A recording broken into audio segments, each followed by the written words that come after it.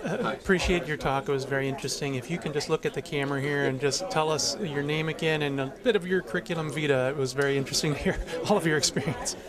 I'm Gar ALPEROVITZ. My latest book is called America Beyond Capitalism, Reclaiming Our Wealth, Our Liberty, and Our Democracy. I'm from Wisconsin, Racine, went to the University of Wisconsin, and I lived in Madison for a while then. I work for Gaylord Nelson, I work for Bob Kastenmeier, I did policy work in the State Department, and I'm now a professor at the University of Maryland. Let me speak, if I could, about some of my impressions of your talk here. It sounded you had some points that were the best of times and the worst of times. They're a bleak picture of 3 decades ahead into the future, which is a very daring thing to make a forecast for. But also, you talked about the hope of things like co-ops growing. Can you talk about some other indices that there are things moving underfoot that may lend themselves to transformation of the system? Well, as I said, I think that at the national level things are in very dark shape, but that the pain is growing at the local level, and people are, in large part because of the pain or the fiscal crisis, there are 120 million people involved in co-ops now, a third of the population. There are land trusts all over the country, that is public ownership of land in order to hold down housing prices. It's a municipal form or a nonprofit form. There are 11,000 worker-owned companies that people have not noticed, more people involved than there are members of unions in the private sector. There are neighborhood corporations in which neighborhoods benefit from owning housing or stores, or some of them are very large, some of them $300 or $400 million of business a year. There are 4,600 of these, most of them do housing. There are municipal enterprises, cities going into business to make money because the tax crisis is so big, under Republican and Democratic mayors. So there is an undercurrent that the press just doesn't cover. I'm not a utopian, though. I think this is growing because of pain and difficulty and people looking for difficult solutions, but I do think it's growing. Now, you talked a little bit, not about what the future would look like, but what the future could look like, and you talked about American exceptionalism. Can you explain that term a little bit? What do you mean is what's exceptional about America's condition now and in the future? Well, the things that are exceptional about America historically it's much, much, much larger than most European countries. You can drop Germany into Texas, and I sometimes say those dinky little countries like Germany and France, just to make the point, you can drop them into the combined Oregon and Washington. So it's very hard to organize a big democratic process in a continental system. We don't think about this, but it happens to be true, of 300 million people. It's just very hard to make it participatory democracy. Smaller countries have a chance of organizing democratic practices better.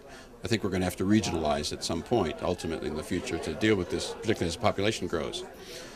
Secondly, this is the only country with a huge division racially. Many countries have small racial minorities, but we have a very large racial minority, an ethnic minority, which means it's easy to divide and conquer the so-called working class or workers. That's another piece of the puzzle. Those are the two huge ones that I think stand out when you look at it. Our labor movement, as a result, is much weaker, very much weaker than most European labor movements, which means that the progressive forces in the traditional model are weaker as well. So those are exceptional qualities or differences. One of the things I thought was very interesting in your looking back, and if we could just delve back a little bit about the 30s and the organizations of labor and the different groups that came out, and then you talked about the cultural revolution of the 60s. Are what you suggesting that in this 21st century there is perhaps a cultural revolution underfoot that people aren't naming, or that they're aware of it's happening, or what are you saying, I guess? I was talking about the cultural revolution, particularly of the feminist movement, which was, an extraordinary change in male-female relations, very hard to do. Historically, it's a cultural revolution of gigantic proportions that happened out of nowhere. No one predicted that, and if you'd said, could it be done, they would have laughed, that's impossible, it's too hard. I don't think we have a cultural revolution occurring yet.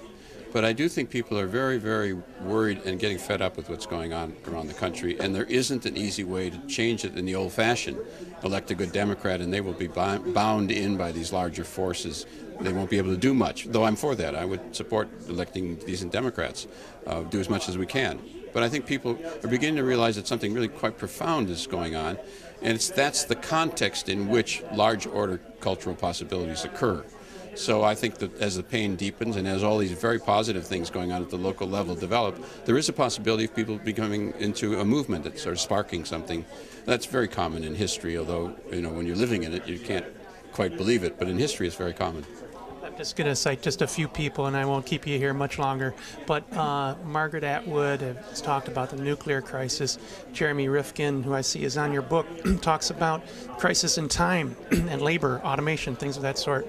Are there any people that you would direct folks to read that are are on the pulse of what is happening right now? A lot of people just feel they don't have time to participate in this change. Well, time is a real problem, and Jeremy does write about that. But what I find interesting is sometimes the busiest people who have the least amount of time actually are the ones who get going and do things. So time is kind of sometimes an excuse, even though people are under pressure. It's often an excuse for not doing anything. I would direct people backward also to some of the great classics. I'm from Wisconsin, so William Appleman Williams is a great historian here, and his books is often talking about the current war system and the culture. They're very interesting books. One called The Great Evasion is a great one. Jeremy's books, I think also we mentioned Robin Hanel, who's an economist who writes about these things. There's plenty, and America Beyond Capitalism, my book, cites a number of people who gives a bibliography and resource base that you might look to. I want to mention one more person, and then if you have any other words you want to leave us with about the book or anything to focus on, James Kunzler talks about cities like the person that spoke in the back about Detroit, unworkable, unlivable cities. Do you see some of the malaise or collapsing of some cities in America that just frankly aren't workable in the former sense and in the future? What do you say to that? Well, cities like Detroit are largely unworkable under the way in which power is currently organized.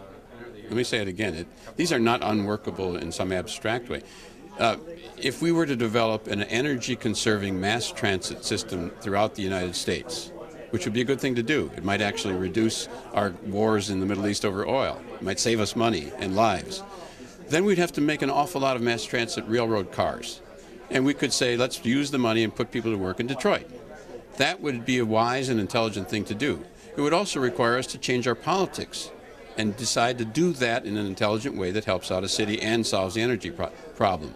So the things, it's not that Detroit's unworkable, it's that the politics and economics currently dominating the country doesn't want to do things for Detroit. This is the richest country in the history of the world. There is no reason why Detroit couldn't be prosperous, even though the auto companies are on their way down or out. There are other things that can be done, and we ought to be doing them.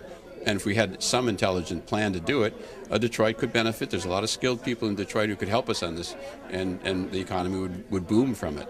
The question is politics, in my view, not Detroit being ungovernable. So we could have an allocation from the GDP that means that everybody would be in the middle class? Well, the country now produces $170,000. This is the current numbers for every family of four. And if the 20th century goes on the way that the 21st century goes the way the 20th century went, those numbers will be about 7 times higher. That's what happened in this century. That's about $1 million, not counting inflation, for every 4 people. The technology is very, very, very rich. But even now, it's 170 for every 4 people, 170,000. So yes, the rich are taking a huge share of this, and the corporations are taking a huge share of this. The top 1% now has just under 20% of that income. Far more income than the bottom 100 million people taken together. So yes, we do need to reallocate some of these resources, and that requires a major change in politics. But I'm a historian. Changes in politics happen out of dreary times all the time. When you're living in them, it seems nothing can be done. But very often that's the context in which people get angry and ultimately do something. And it may not be possible. I'm totally open to the possibility nothing will ever change. But historically, very often as people get a little fed up with what's going on, they sort of get up on their hind legs, and particularly in Wisconsin, and begin demanding change. So I'm a sort of prudent optimist about, even though times are getting worse, they may get better. Okay. Again, we're talking with Gar ALPEROVITZ, and professor of America Beyond Capitalism. I want to thank you very much for this interview today. Enjoyed your talk. Thank you very much. Appreciate it.